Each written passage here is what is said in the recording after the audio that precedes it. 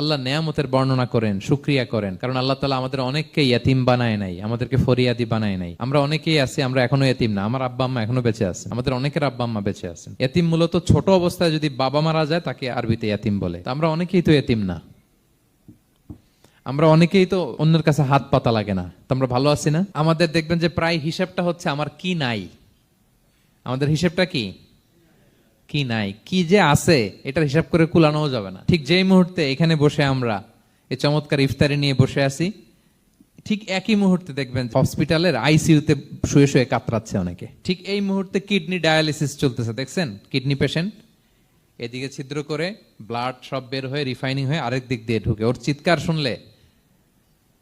Burn ইউনিটে গেছেন কখনো? আগুনে পোড়া রোগী, আপনার তো অনেক কিছু নাই, আমার এটা নাই ওইটা নাই, আল্লাহ এটা দিল না, এটা নিয়ে আসেন। আপনি বার্ন ইউনিটে একদিন যায়েন, তাহলে বুঝবেন যে আল্লাহ আপনার কত শান্তিতে রেখেছে। না খেয়ে কয় রাত কাটিয়েছি আমরা, বলেন তো? কত লোক বাড়ি ভাড়া পরিশোধ করতে পারে না, ঋণের বোঝায় জর্জরিত, দুরারোগ্য ব্যাধিতে আক্রান্ত, ক্যান্সারের লাস্ট স্টেজে। তাদের সাথে একটু দেখা করেন, ফোর্থ স্টেজে চলে আসছে ক্যান্সার পেশেন্ট। তার চেহারা, তার খাবার, তার চলাফেরা, কিভাবে তার প্রতিটা সেকেন্ড কাটে, একটু দেখে আসবেন, তাইলে বুঝবেন যে কত আল্লাহর দেয়া নেয়ামতের সাগরে হাবুডুবু খাই আমরা।